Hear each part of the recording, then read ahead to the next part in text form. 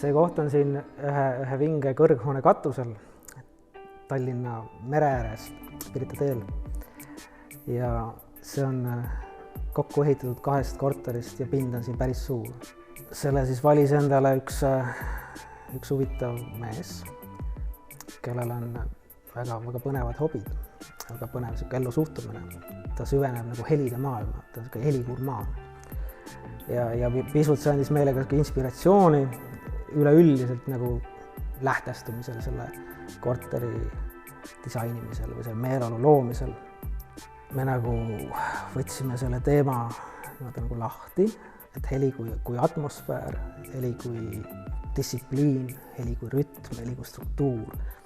Ja tõime siia üks nagu paralleeli Jaapani samuraide maailmaga, kes on ka distsiplineeritud sõdalased. Sellest samast maailmast siis lähtuvalt on kogu esteetika hästi minimalistlik. Et me nägime palju vaeva, et leida uksed, millel ei oleks liiste, et nad oleks hästi minimalistlikud triibud lihtsalt kogu interjööris. Leidsime niisuguse toreda Eesti tootja, kes need uksed valmistas. Selle korteri minimalismi edasi jätkamiseks me põrandatel soovinud kasutada liiste nagu traditsioonilisel moel, vaid proovisime teha võimalikult minimalistlikud lahendust ka seal. Ühtlasi me soovisime rõhutada selle sama liistuga seda sama, et kuna see korter asub kõige kõrgemal korrusel sellel pilvelõhkujal, et seda rõhutada sellise õhulise meeleoluga ja need soklid on siis valgussoklid, mis samas on ka väga praktilised, sest nad kannatavad mopiga vesu, et kui tavalised liistud või sein, kui läheb maani välja, siis ta kipub võtma seda mustust külge, aga see sokkel on nüüd alumiiniumist, et peamine eesmärk nende valgussoklitega on tekitada just selline hõljuvustunne. Et kui istuda diivanil, vaadata päikeseloojangut ja need soklid hõõguvad mõnusalt ja õhtul veel päikeseloojangu tooni, siis tekib selline seinade ärakadumise tunne ja seinad avarduvad ja justkui ruumi on veel rohkem ja välis- ja sisepindade vahel kaob nagu selline piir. Hakkame nüüd ilmselt ise ka edasi tootma, sest et vajadus meil on päris palju olnud enda klientidele ka seda sama efekti kuidagi realiseerida. See stilistika, see ka olemus, selle asja ülesehitus on veidi inspireeritud sellist aasiapärasest esteetikast ja puhtast minimalistlikust vormikeelest.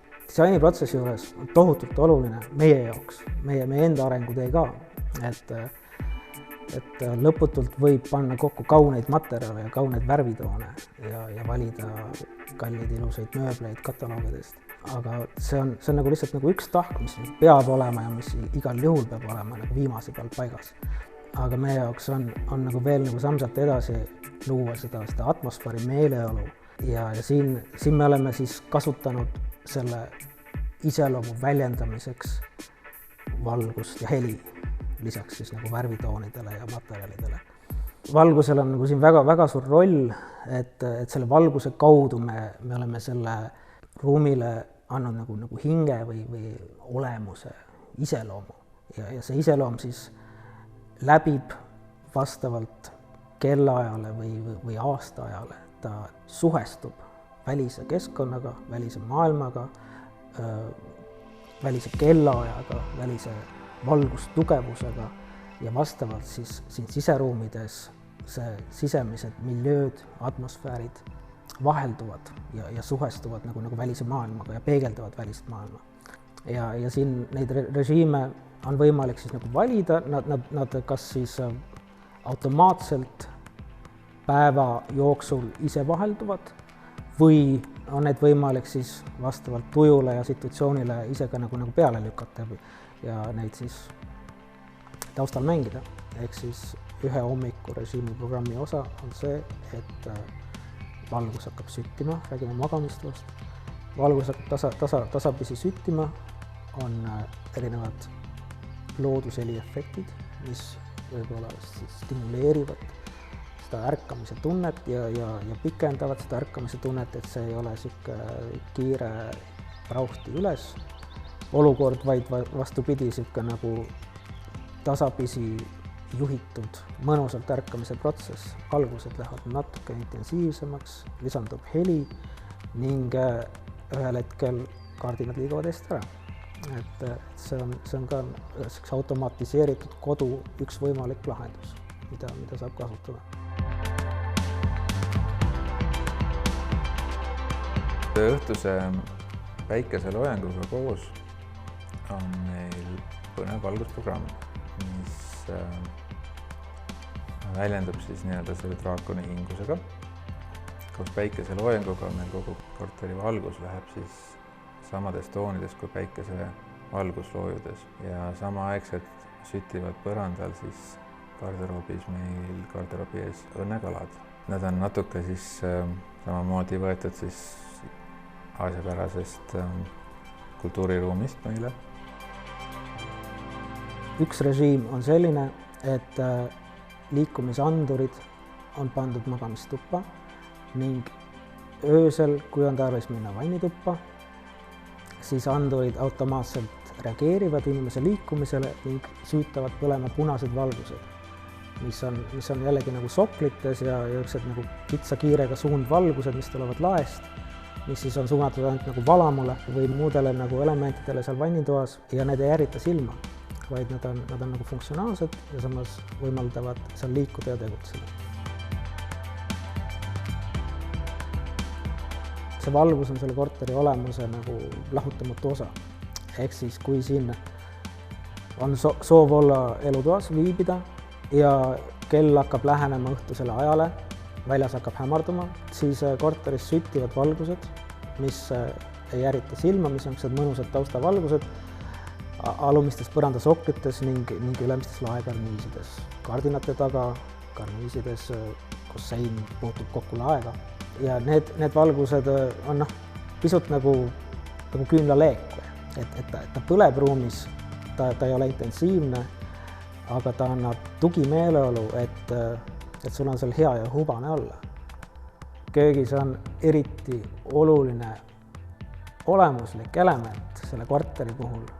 See on tehispäike. See on köögilaes.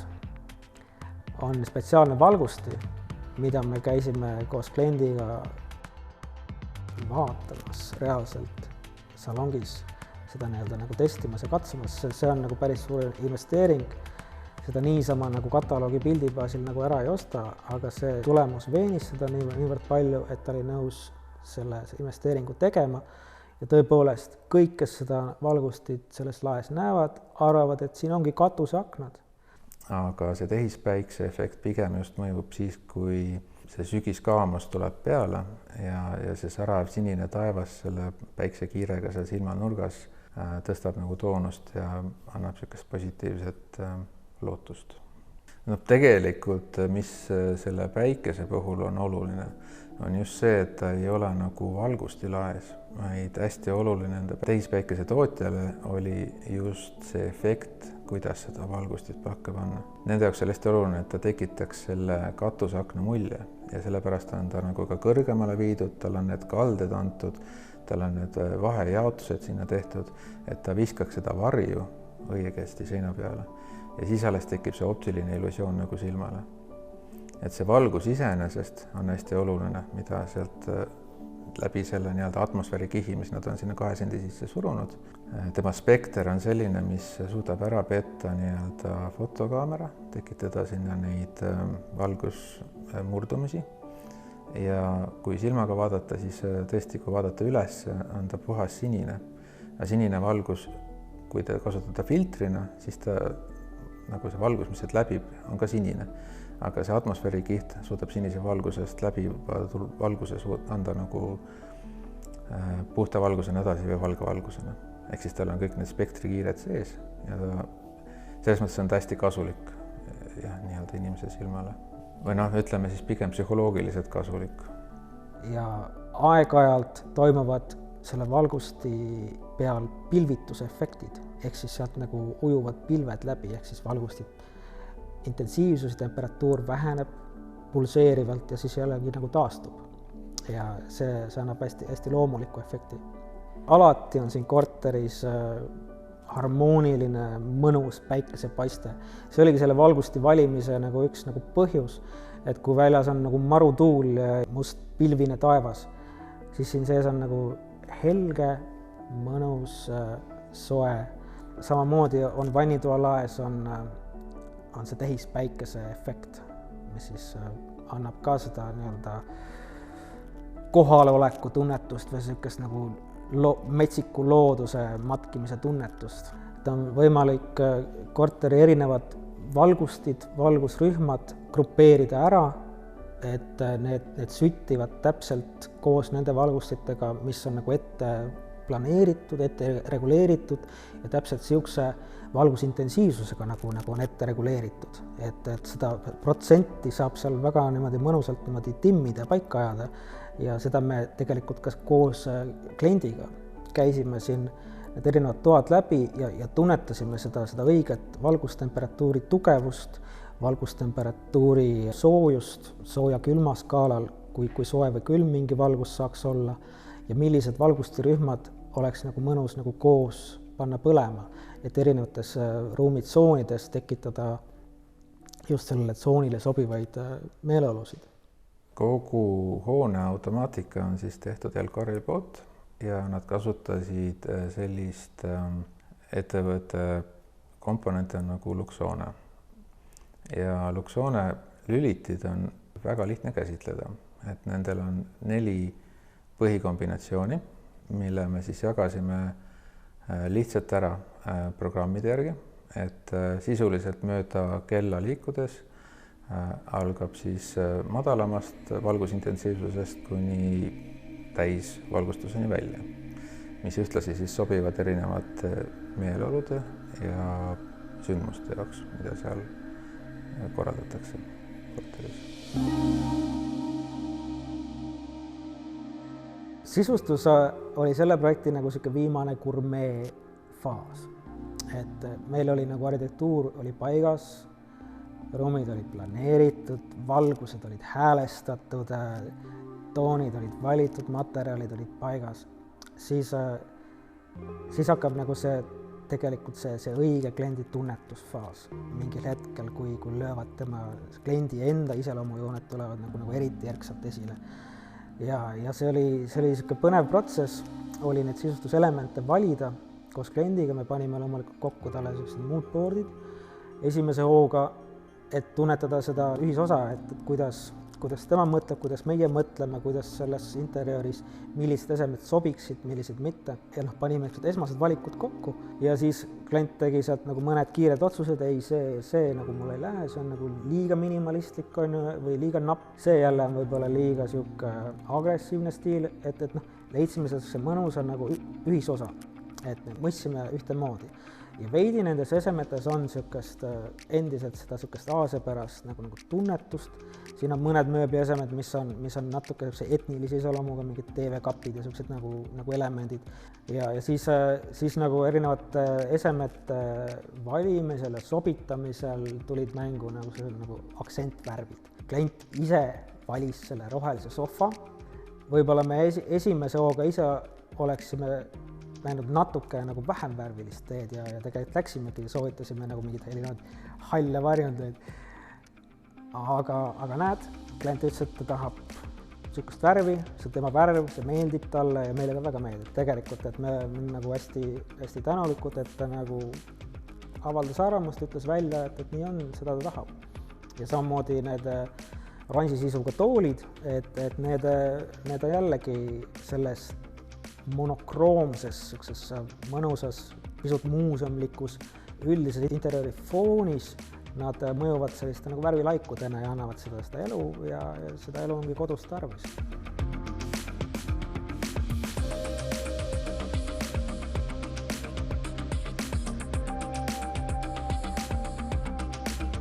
Proovisime väga erinevaid stsenaariumeid ja lõpuks jäi meil tegelikult valmidus veel palju enamatekski paigutusteks.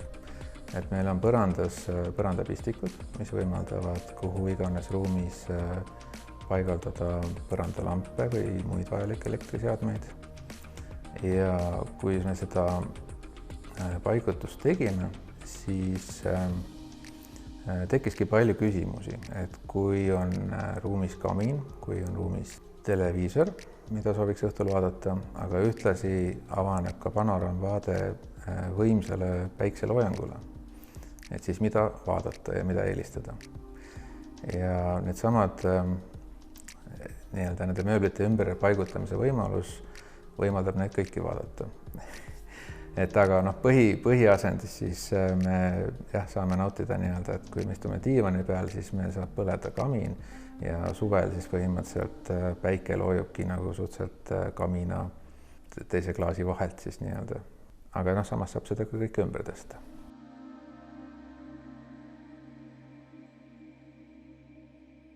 Valgusjuveelid on siinsamas elutoas laua kohal. Need on Eesti disainlühtrid, mis on nimme valitud selle tegumoe poolest ja selle valgusti enda nagu välimuse ja stiili poolest. Et me lappasime kõik võimalikud nagu kallid Itaalia disainplafoonid ja lahendused nagu läbi. Ja ükski valgusti tegelikult ei kõnetanud meid nagu sellised nagu need, kuna nendes on veidi futuristlik joon. Mitte nagu väga kergelt läbi hammustatav joon ja nad veidi kontrasteeruvad selle interjööri muude võib-olla mööblielementidega, mis on natuke klassikalisemad ja konservatiivsemad, siis nende valgustite iseloomu vastukaaluks on just sihuke hästi tulevikuline ja tehnitsistlik. Kui köök on tänapäeva traditsioonide kohaselt elutoaga ühildatud, et siis meie jaoks oli algselt väga hea põnev ettepanek teha köök tõesti eraldi ruumi. Aga samas annab ta hästi palju ka võimalust kas või mingi sündmuse käigus seltskondadel hargneda. Ja hommiku ja õhtusöögid toimuvad köögis. Ja põnev on, kui kodus on tegelikult erinevaid meeleoluvaheldusi. Et on kohta, kus raamatut lugeda, saad erinevasse nurka istuda, kuulata võib-olla sellist lihtsamat muusikat, kas ajalehte lugeda. Ja samas köögis on täiesti teine meeleolu, kui võtta seal nagu tass kohvi, vaadata aknast välja, aga väljas on näiteks sombusene ilm, et siis see päike silmanurgast, mis me sinna paigaldasime, tekitab alati sellise rõõmsa ja positiivse meeleolu.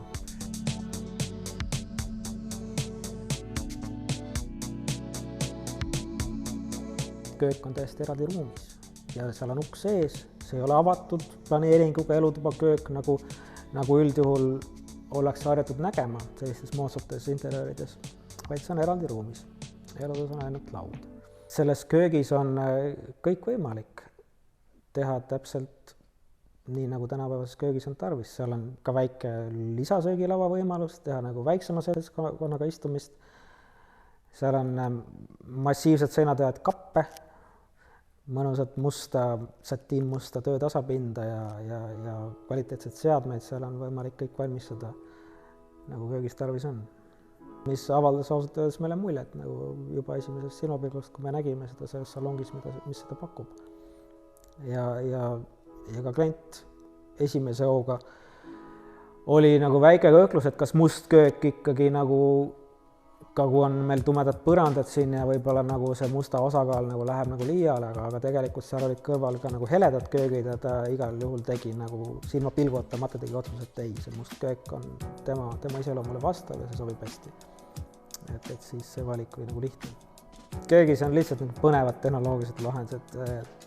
Nõudepesumasin avaneb koputamise peale ja kõik sahtlid ja uksed avanevad ka kergele survele. Kõik sisevalgused, spetsiaalsed valitud sisud, spetsiaalsed erilahtrid, erimaterjalid. No see on nii, nagu tänapäeva köögi disain ette näeb, et seal tegelikult nagu selle arvelt nagu tagasi võita. See on põnev.